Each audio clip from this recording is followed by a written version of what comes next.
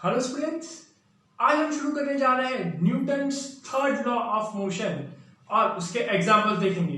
Day to day life के examples क्या होते हैं न्यूटन्स थर्ड लॉ के ऊपर वो देखेंगे, और न्यूटन्स थर्ड लॉ आखिर है क्या उसके बारे में देखेंगे। बहुत ही इजी है वैसे तो ये लॉ, बट इसके कंसेप्ट जो है वो आपको क्लियर होना बहुत ही जरूरी है, क्योंकि बहुत बार छोटी छोटी चीजों से क्वेश्चन बन जाता है और हमारा कंसेप्ट जो है वो चेक हो जाते हैं वहां से।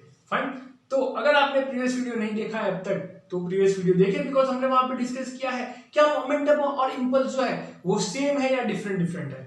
उसकी सजेशन में मैं लिंक डाल रहा हूं और डिस्क्रिप्शन में आप लिंक चेक कर सकते हैं for other videos of this chapter. चलिए विदाउट वेस्टिंग एनी टाइम हम शुरू करते हैं Newton's third law of motion, क्योंकि ये काफी इजी है तो बच्चा बच्चा जानता है इसकी कहानी, है ना। क्योंकि जो जितना इजी होता है वहां पे आपके छोटे छोटे कंसेप्ट जो है वो चेक किए जाते हैं और उसी से आपका अनुमान जो है वो लगाया जाता है। चलिए खैर देखते हैं Newton's third law of motion है क्या।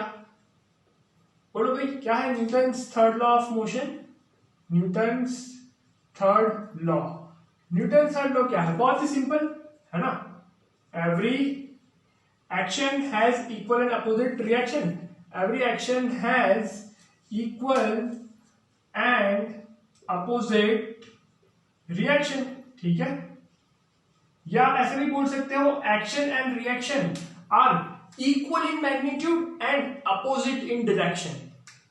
फाइन, अब ये है क्या कहानी? बहुत ही छोटा सा सेंटेंस है यहाँ पे, बहुत ही छोटा सा स्टेटमेंट है। अब ये कहानी क्या है उसके बारे में हम देखते हैं। Every action is equal and opposite reaction, इसका मतलब क्या है? जैसा आप एक्शन करोगे वैसा आपको रिएक्शन मिलेगा। फाइन, आप अच्छा काम करोगे तो आपको अच्छा रिएक्शन मिलेगा, बुरा करोगे बुरा मिलेगा, ठीक है। एग्जाम्पल से समझाया है ना। मान लो कि आपने, जैसे ये वॉल है ना, यहाँ पे मैंने जोर से मारा, लगा, है ना। धीरे से मारा, नहीं लगा। देखो जैसा मैं एक्शन करूंगा वैसा मुझे सामने रिएक्शन मिलेगा। फाइन, मतलब हम बोलते हैं ना कि जैसे हम कर्म करेंगे वो हिसाब से फल मिलेगा, ये कुछ ऐसा ही है।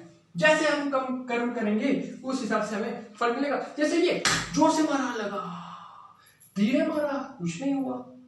फाइन, तो क्यों ऐसा? जोर से मारने पे क्यों हमें लगता है? क्योंकि मैं बहुत ज्यादा फोर्स लगा रहा हूं, तो मैं जितना जोर से बॉल को मारूंगा बॉल चुप थोड़ी ना बैठेगा, वो भी सामने रिएक्शन दिखाएगा, वो भी सामने रिएक्ट करेगा और उतना ही जोर से हमें सामने फोर्स लगाएगा।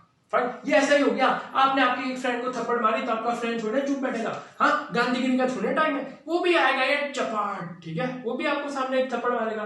तो action and reaction are equal in magnitude and opposite in direction, या every action is equal in opposite reaction. हाँ, आज के जमाने में कोई गांधीगिरी नहीं है कि आपने एक थप्पड़ मारा दूसरा ये लो भाई मार दो यहाँ पे, नहीं, ऐसा नहीं है। वो भी सामने आपको ये जपाक के लगाएगा, है ना। तो जैसा आपका एक्शन होगा वैसा सामने रिएक्शन मिलेगा, ठीक है। कहने का पॉइंट यह है कि अगर एक ऑब्जेक्ट दूसरे ऑब्जेक्ट के ऊपर बहुत ज्यादा फोर्स लगाता है तो दूसरा ऑब्जेक्ट भी उतना ही ज्यादा फोर्स पहले ऑब्जेक्ट के ऊपर लगाता है ना। जैसे हम एग्जांपल यहाँ पे कंसीडर करें तो वॉल जो है वो हमारा ऑब्जेक्ट 2 है और मेरा जो हैंड है वो हम मान लेते हैं ऑब्जेक्ट 1 है। तो हैंड ने वॉल के ऊपर जितना फोर्स लगाया है उतना ही फोर्स वॉल जो है वो हैंड के ऊपर लगाएगा, है ना। मान लेते हैं हैंड ने वॉल के ऊपर फोर्स लगाया है 10 न्यूटन, तो वॉल चुप थोड़ी बैठेगा, वो भी सामने लगाएगा 10 न्यूटन, ठीक है। तो इसको हम रिप्रेजेंट कैसे करेंगे? तो हमने बोला force of first object on second object is equal to minus of force of second object on first object. क्या बोल दिए सर, नहीं पता चला? देखो, force on first object due to second object, मतलब पहले ऑब्जेक्ट के ऊपर दूसरा ऑब्जेक्ट की वजह से जो फोर्स लग रहा है वो is equal to force on second object due to first object, ठीक है ना। बहुत ही सिंपल है। यहाँ पे हम कंसीडर कर लेते हैं suppose force of hand on wall. Sir ये तो होमवर्क हो गया। HW is equal to minus of force of wall on hand, मतलब अगर हैंड ने वॉल के ऊपर 10 न्यूटन फोर्स लगाया है तो वॉल भी हैंड के ऊपर कितना न्यूटन फोर्स लगाएगा? 10 न्यूटन लगाएगा। कितना लगाएगा? 10 न्यूटन। लेकिन माइनस हम यहाँ पे लगाते हैं। अब ये माइनस क्या इंडिकेट करता है? ये कंसेप्ट बहुत ही अच्छे से समझना है, क्योंकि यहीं पे मिस्टेक होती है एंड आई एम 110% श्योर यहाँ पे आप गलती करोगे, है ना। अब यहाँ पे बच्चे अक्सर ले लेते हैं -10 +10 -10, मैथ्स वाली कहानी, है ना। पॉजिटिव वैल्यू नेगेटिव वैल्यू, नहीं, ऐसा नहीं है। ये जो नेगेटिव साइन है, नेगेटिव साइन क्या इंडिकेट करता है? तो आंसर है नेगेटिव साइन इंडिकेट करता है डायरेक्शन ऑफ फोर्स। अरे क्या इंडिकेट करता है? डायरेक्शन ऑफ फोर्स, है ना। छोटा कंसेप्ट याद करो, हमने पढ़ा था फोर्स एक कैसा क्वांटिटी है? वेक्टर क्वांटिटी है। तो वेक्टर क्वांटिटी की डायरेक्शन होती है, हाँ होती है। तो ये माइनस जो है वो क्या इंडिकेट करता है? डायरेक्शन इंडिकेट करता है।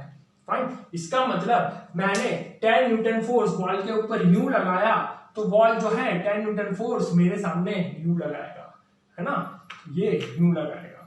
ठीक है। एग्जाम्पल हम दूसरा बहुत सारे देखेंगे ताकि इससे आपको क्लैरिटी आए। पर सबसे पहले यहाँ पे आपको अंडरस्टैंडिंग आ रही है ना। अंडरस्टैंडिंग आपको आना जरूरी है, क्योंकि देखो ये जो फोर्स है और ये जो फोर्स है दोनों की वैल्यू सेम है, इसलिए हम बोलते हैं इक्वल इन मैग्नीट्यूड, है ना। दूसरा स्टेटमेंट क्या है? Action and reaction are equal in magnitude. मतलब देखो दोनों का मैग्नीट्यूड जो है वो इक्वल है, मतलब ये भी 10 न्यूटन और ये भी 10 न्यूटन, बट डायरेक्शन जो है वो क्या है? अपोजिट है। बट अपोजिट इन डायरेक्शन, मतलब उनका डायरेक्शन जो है वो क्या है? अपोजिट है। ये माइनस साइन क्या इंडिकेट करता है?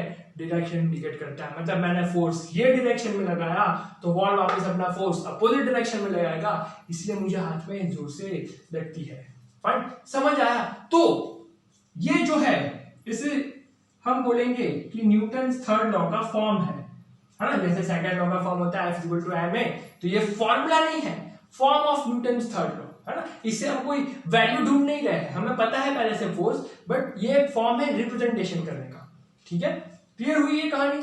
ओके, चलिए देखते हैं डिफरेंट डिफरेंट एग्जांपल्स। क्या क्या एग्जांपल्स हो सकते हैं न्यूटन थर्ड लॉ के ऊपर हमारे डे टू डे लाइफ में, जो भी कहानी जुड़ी है उसके बारे में हम देखेंगे। ओके, चलिए फटाक से देखते हैं ये न्यूटन थर्ड लॉ के ऊपर क्या क्या एग्जांपल हो सकते हैं, है ना। सबसे पहले हम एग्जांपल लेंगे, बहुत ही कॉमन एग्जांपल जो है उसके बारे में हम डिस्कस करेंगे। Okay, common example, that is example of walking. Walking वाला एग्जांपल, है ना। अब ये वॉकिंग वाले एग्जांपल में क्या होता है? अगर हम चलते हैं, है ना, हम चलते हैं, हाँ सर हम चलते हैं, तो क्या हुआ? चलो ये जो है, ठीक है, काफी लंबे पैर है सर इसके, हाँ, है ना। अब ये पर्सन जो है यहाँ पे चल रहे हैं भाई। अब ये पर्सन जो चल रहे हैं, है ना, एक पैर आगे है और एक पैर जो है इनका पीछे की तरफ होना चाहिए, यू। फाइन। अब ये जो आगे का स्टेप है ना, इससे ये वाले पैर से ये फोर्स लगाएंगे किसके ऊपर? ग्राउंड के ऊपर। ग्राउंड के ऊपर फोर्स लगाएंगे और वो वाला फोर्स जो होगा वो क्या होगा? एक्शन फोर्स होगा। ठीक है, हम चलते हैं, है ना, ये हमने पैर रखा, करेक्ट, हमने ये पैर रखा तो हम एक्शन फोर्स लगा रहे हैं किसके ऊपर? ये ग्राउंड के ऊपर, यानी कि फ्लोर के ऊपर। ठीक है, जैसे कि हम ये चल रहे हैं, ये चल रहे हैं, अब ये पीछे हम इसको धकेल रहे हैं ना, ये फ्लोर जो इसको हम क्या कर रहे हैं? पीछे धकेल रहे हैं। फाइन, मतलब हम एक्शन लगा रहे हैं फ्लोर के ऊपर, है ना। तो ये हमें सामने क्या देगा? ये जो फ्लोर है हमें सामने रिएक्शन देगा according to Newton third law. Fine, और वो हमें रिएक्शन जो है वो आगे बढ़ने में हेल्पफुल होगा, है ना। जैसे हम चलते हैं तो हम क्या करते हैं? उसको पीछे की तरफ धकेलते हैं ना, आप फील करना ये चीज, है ना। हम उसको पीछे की तरफ धकेलते हैं तो वो एक्शन फोर्स हमने पीछे की तरफ लगाया तो हमें रिएक्शन आगे की तरफ मिलेगा और हम इसकी मदद से आगे मूव कर सकते हैं। फाइन, एक तो हमारा एग्जांपल हो गया यहाँ पे वॉकिंग वाला एग्जांपल हो गया, यानी कि जो हम चलते हैं डे टू डे लाइफ में। ओके, दूसरा एग्जांपल है हमारा जंपिंग, है ना। अगर वॉकिंग का कंसेप्ट आपको समझ नहीं आया है तो जंपिंग कर लो, जंपिंग जपाक जंपक जंपक जंपिंग जपाक, ठीक है ना। हाँ हाँ, तो जंपिंग में क्या होगा? जितना जोर से आप कूदोगे उतना ऊपर उछलोगे, सिंपल, है ना। जितना जोर से आप कूदोगे उतना ऊपर आप उछलोगे। जंपिंग वगैरह कभी आपने बचपन में किया होगा। फाइन, तो इसमें क्या होगा? जंपिंग हम करते हैं, है ना, जितना स्लोली कूदते हैं उतना कम ऊपर उछलते हैं। जितना ज्यादा हम जंप करेंगे, है ना, मतलब जितना ज्यादा हम फोर्स लगाएंगे वो जंपिंग पे, उतना वो क्या होगा? रिएक्शन देगा, है ना। क्यों? क्योंकि न्यूटन थर्ड लॉ के according every action has equal and opposite reaction. जितना जोर से हम एक्शन देंगे उतना जोर से रिएक्शन मिलेगा। ठीक है, अब आजकल में कभी आप मॉल वगैरह में जाते हो, है ना, तो वहां पे भी ये फैसिलिटीज होती है, तो वहां पे बंजी जंपिंग वगैरह जो है वो टूरिस्ट प्लेसेस पे भी हमें देखने को मिलते हैं, और साथ साथ में ये जो कॉमन जंपिंग जो है वो मॉल्स वगैरह में भी हमें देखने को मिल जाते हैं। तो अगर किसी ने एक्सपीरियंस नहीं किया है ये चीज, ठीक है, तो वो मॉल वगैरह में जाके एक्सपीरियंस कर सकते हैं, जितना कूदेंगे उतना ऊपर उछलेंगे। फाइन। तीसरा एग्जांपल हम यहाँ पे देख सकते हैं कि भाई मूविंग ऑफ बोट, है ना, मूविंग ऑफ बोट, बोट का मूव होना। तो अगर आप बैठे हो बोट वगैरह में, है ना, तो जो पर्सन है वो बोट को आगे मूव करने के लिए क्या करता है, जैसे यू पर्सन बैठा है तो वो क्या करेगा, पीछे की तरफ जो है क्या करेगा, अपने पैडल से पीछे की तरफ उसको मूव करेगा, अपने हैंड से जो उनके पैड्स होते हैं, ठीक है ना, जो होल्ड करके रखते हैं उसको क्या करेगा, पीछे की तरफ वो फोर्स लगाएगा। तो वो एक्शन फोर्स लगाया उसने वाटर के ऊपर, तो वाटर सामने रिएक्शन फोर्स देगा और बोट जो है वो आगे चलेगी। सिमिलरली हम यहाँ पे देख सकते हैं मूविंग ऑफ शिप, ठीक है ना, मूविंग ऑफ शिप या बोट जहां पे प्रोपेलर्स होते हैं, इंजन होते हैं, ऐसी बोट भी आप कंसीडर कर सकते हो। फाइन। तो मूविंग ऑफ शिप जो है ये भी किसका एग्जांपल है, न्यूटन थर्ड लॉ। जो भी प्रोपेलर्स होते हैं, जो भी फैंस होते हैं वहां पे, वो तेजी से क्या करते हैं, एक्शन फोर्स लगाते हैं, कहां पे, वाटर के ऊपर, और वो सामने वाटर जो है वो रिएक्शन फोर्स लगाता है, इसलिए जो शिप है वो आगे मूव करता है ना।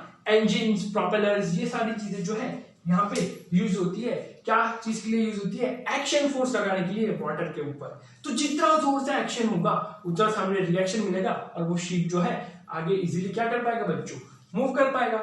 एक बहुत ही कॉमन एग्जांपल जो कि बच्चा बच्चा जानता है, रॉकेट के बारे में, है ना, दिवाली के पटाखे वाले रॉकेट की बात नहीं हो रही है। Fine. Space shuttle, spaceship, rockets जो स्टेशन से लॉन्च किए जाते हैं उसके बारे में है। तो इसमें क्या होता है, रॉकेट जो है जितना फोर्स नीचे लगाएगा, है ना, जैसे कि सपोज ये एक स्मॉल हम डायग्रामेटिक व्यू देख लेते हैं, है ना, अब ये जितना ज्यादा नीचे फोर्स लगाएगा, ठीक है ना, जितना ज्यादा नीचे फोर्स लगाएगा तो वो क्या होगा, एक्शन फोर्स होगा, और उतना ही तेजी से उसको क्या मिलेगा बच्चों, रिएक्शन मिलेगा, है ना। ये हमारा हो गया फ्लोर, जितना ज्यादा एक्शन फोर्स लगाया उतना ज्यादा रिएक्शन मिला, एक्शन रिएक्शन बूम उड़ गया, एक्शन रिएक्शन उड़ गया, ठीक है। तो ये फिनोमिनन जो है वो न्यूटन थर्ड लॉ के ऊपर बेस्ड है। फाइन। ऐसे बहुत से एग्जांपल्स हम यहाँ पे डे टू डे लाइफ में देख सकते हैं रिगार्डिंग न्यूटन थर्ड लॉ। लेकिन इंपॉर्टेंट पॉइंट जो मुझे आपको यहाँ पे बताना है वो ये है, क्या एक्शन और रिएक्शन एक ही ऑब्जेक्ट के ऊपर एक्ट करते हैं या डिफरेंट ऑब्जेक्ट के ऊपर एक्ट करते हैं? सोचो सोचो जरा, एक्शन एंड रिएक्शन जो है क्या वो एक ही ऑब्जेक्ट के ऊपर एक्ट करते हैं या डिफरेंट डिफरेंट ऑब्जेक्ट के ऊपर एक्ट करते हैं? बताओ क्या आंसर होगा, सेम ऑब्जेक्ट या डिफरेंट ऑब्जेक्ट? बोलो रे, सेम ऑब्जेक्ट या डिफरेंट ऑब्जेक्ट? तो आपका आंसर क्या होगा, डिफरेंट ऑब्जेक्ट, सेम नहीं डिफरेंट ऑब्जेक्ट, है ना। दो अलग अलग ऑब्जेक्ट होते हैं, जैसे हैंड और वॉल का एग्जांपल ले तो हैंड एक ऑब्जेक्ट हो गया, वॉल दूसरा ऑब्जेक्ट हो गया, है ना। हैंड ने वॉल के ऊपर एक्शन फोर्स लगाया और वॉल ने हैंड के ऊपर रिएक्शन फोर्स लगाया। तो very important point, very important point, ये कंसेप्ट जो है आपको बिल्कुल क्लियर करेगा, ठीक है। तो इसको अच्छे से समझिए, ये पॉइंट क्या कहना चाहता है, action and reaction acts on different bodies, same body पे एक्ट नहीं करता, डिफरेंट बॉडीज। मतलब एक्शन जो है वो वॉल के ऊपर लगा तो रिएक्शन जो है वो मेरे हैंड के ऊपर आएगा। मतलब एक ऑब्जेक्ट के ऊपर एक्शन फोर्स लग रहा है तो रिएक्शन फोर्स दूसरा ऑब्जेक्ट के ऊपर आएगा। जैसे हम वॉक कर रहे हैं तो एक्शन फोर्स हम लगा रहे हैं फ्लोर के ऊपर या ग्राउंड के ऊपर, तो हमें रिएक्शन फोर्स सामने मिल रहा है किसमें, लेग्स में, ठीक है। पैर में हमें क्या मिल रहा है, रिएक्शन फोर्स। तो नोट करें ये point, action and reaction always acts on different bodies, और ये हमेशा पैर्स में ही होते हैं, है ना। ये भी आप नोट कर सकते हैं, action and reaction always occurs in पैर, पैर्स में होते हैं ना। मतलब ऐसा नहीं होगा एक्शन है तो रिएक्शन नहीं होगा, होगा बिल्कुल होगा, है ना। किसी को आपने थप्पड़ मारा तो कोई चुपचाप थोड़ी बैठेगा, वो भी सामने लगाएगा चमाट, तो वही कहानी है। तो action and reaction always occurs in पैर, ये सेकंड इंपॉर्टेंट पॉइंट है। छोटे छोटे पॉइंट है लेकिन कंसेप्ट जो है वो आपके क्लियर करेंगे यही पॉइंट्स। फाइन। और जब क्वेश्चन आएंगे तो ये छोटे छोटे पॉइंट से ही क्वेश्चन बन के आ जाएंगे और फिर हम उसे अटेम्प्ट नहीं कर पाएंगे। ओके, अब मुझे ये बताओ कि एक्शन और रिएक्शन तो अलग अलग बॉडीज के ऊपर एक्ट करते हैं, बराबर है। इनका फोर्स जो होता है वो भी इक्वल होता है, मतलब इक्वल इन मैग्नीट्यूड होता है फोर्स, और अपोजिट इन डायरेक्शन होता है। अगर फोर्स इक्वल है तो क्या ये सेम एक्सेलरेशन प्रोड्यूस करते हैं या नहीं करते? बोलो रे बोलो, अच्छा क्वेश्चन है ना। हमने क्या देखा कि action and reaction are equal in magnitude, मतलब फोर्स का मैग्नीट्यूड सेम है 10 न्यूटन तो रिएक्शन भी 10 न्यूटन, मतलब एक्शन 10 न्यूटन तो रिएक्शन भी 10 न्यूटन। तो क्या ये दोनों सेम एक्सेलरेशन प्रोड्यूस करेंगे? क्या ये फोर्स सेम एक्सेलरेशन प्रोड्यूस करेंगे? हाँ या ना? पॉज करो, थोड़ा सोचो कॉन्सेप्ट्स को और दिमाग की बत्ती खोलो और फिर अटेम्प्ट करो, है ना। पॉज करके ट्राई करो पहले खुद से, सीधा ऐसा नहीं हाँ वीडियो प्ले मोड में ही है सर आंसर बता देंगे, हमें तो नहीं सोचना तो हमें आता नहीं है, आंसर सुनना आता है तो सुन लो। बिना सोचने वाले बच्चे सुन ले आंसर। सेम एक्सेलरेशन प्रोड्यूस नहीं होता है, सेम एक्सेलरेशन प्रोड्यूस नहीं होता है। क्यों ऐसा बच्चों? क्योंकि मास जो होता है ना, mass of objects are not same, ठीक है, is not same, mass of objects is not same, fine। दोनों ऑब्जेक्ट है, दोनों ऑब्जेक्ट का मास सेम नहीं है, इसलिए सेम एक्सेलरेशन प्रोड्यूस नहीं होगा। अरे नहीं समझ आया है ना? सेकंड में तो हमने पढ़ा है F equal to m into a, fine. अब यहां पे हम देखें तो क्या होगा, F upon m is equal to a, ठीक है। फोर्स तो सेम है दोनों ही केस में, एक्शन और रिएक्शन मतलब फोर्स दोनों ही केस में सेम है, लेकिन मास जो है दोनों ऑब्जेक्ट्स के सेम नहीं है। अगर मास दोनों ऑब्जेक्ट्स के सेम होते तो एक्सेलरेशन भी क्या हो जाता, सेम हो जाता, ठीक है। तो जो ऑब्जेक्ट का मास कम होगा उसका एक्सेलरेशन ज्यादा होगा, क्योंकि इनवर्स रिलेशन यहाँ पे है ना, और जो ऑब्जेक्ट का मास ज्यादा होगा उसका एक्सेलरेशन कम होगा, सिंपल। तो वेरी इंपॉर्टेंट कंसेप्ट कि भले फोर्स का मैग्नीट्यूड सेम है, मतलब फोर्स की वैल्यू सेम है, एक्शन एंड रिएक्शन के केस में फोर्स की वैल्यू सेम है, लेकिन दोनों ऑब्जेक्ट्स के एक्सेलरेशन सेम नहीं हो सकते, दोनों ऑब्जेक्ट्स के एक्सेलरेशन सेम नहीं हो सकते, है ना। दोनों ऑब्जेक्ट के एक्सेलरेशन डिफरेंट होंगे डिपेंडिंग ऑन द मास। जो ऑब्जेक्ट का मास कम होगा उसका एक्सेलरेशन ज्यादा होगा, और जो ऑब्जेक्ट का मास ज्यादा होगा उसका एक्सेलरेशन कम होगा, सिंपल कहानी है। क्लियर हुआ? क्लैरिटी आ रही है भाई, है ना। तो ये मोस्ट इंपॉर्टेंट है, फाइन, समझ आया? ओके, तो अब देखते हैं, अगर आपको ये कंसेप्ट समझ आया है तो एक क्वेश्चन जो है वो मैं पूछने जा रहा हूं आपको, उसका आंसर जो है आप कमेंट सेक्शन में बताइएगा कि उसका आंसर क्या होगा, और जो सबसे पहले और करेक्ट आंसर बताएगा उसका नाम जो है वो नेक्स्ट वीडियो में डिस्क्लोज किया जाएगा, ठीक है। चलिए देखते हैं। ये मैं आपको एक क्वेश्चन दे रहा हूं, है ना, आप अच्छे से समझिएगा क्वेश्चन, समझ लीजिएगा क्वेश्चन। ये है हमारे पास स्प्रिंग बैलेंस, ये क्या है हमारे पास, स्प्रिंग बैलेंस है ना। स्प्रिंग बैलेंस क्या करता है बच्चों, मास मेजर करता है या वेट? तो आंसर है वेट। 8 स्टैंडर्ड में पढ़ा, ठीक है ना सर, हमने पढ़ा है, सिर्फ 8 में तो नहीं पढ़ा, हमें कुछ नहीं आता, 8 स्टैंडर्ड तो हमारा बर्बाद है। चलो भाई, यहाँ पे डिफरेंट रीडिंग्स होंगे, ठीक है, और यहाँ पे भी डिफरेंट रीडिंग्स जो है वो होंगे। 1 2 3 4 5 6 7 8, 1 2 3 4 5 6 7 8, अरे वाह बहुत बढ़िया। अब ये जो है हमारा वॉल है, दो स्प्रिंग बैलेंस है आपस में कनेक्टेड है। अगर यहां से 5 न्यूटन फोर्स लगाया जा रहा है ना, यहां से 5 न्यूटन फोर्स जो है वो लगाया जा रहा है, तो अभी आपको यहां पे बताना है, क्वेश्चन है what is net force on the system, what is net force on the system, ठीक है।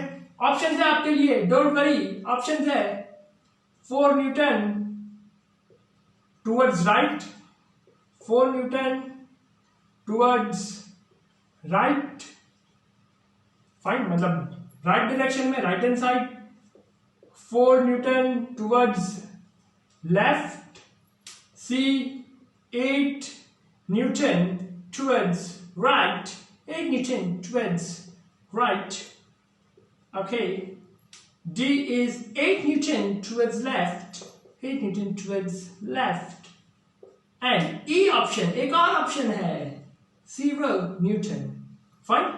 तो ये क्वेश्चन है, क्वेश्चन ने पूछा है what is the net force on the system, मतलब ये जो पूरा सिस्टम है उसके ऊपर नेट फोर्स क्या होगा, है ना। अगर 5 न्यूटन जो है यहां से लगाया जा रहा है, ओके, चलिए इसको 5 न्यूटन की जगह यहाँ पे 4 न्यूटन कर देते हैं। अगर यहां से 4 न्यूटन फोर्स लगाया जा रहा है तो नेट फोर्स ये पूरे सिस्टम के ऊपर क्या होगा, आंसर जो है वो आप कमेंट सेक्शन में बताइए। और जिसका आंसर करेक्ट होगा और सबसे पहले होगा उसका नाम जो है हम नेक्स्ट वीडियो में डिस्क्लोज करेंगे। फाइन, तो इसी के साथ आज का वीडियो जो है वो एंड होता है। नेक्स्ट वीडियो में हम पढ़ेंगे regarding conservation of momentum. Okay.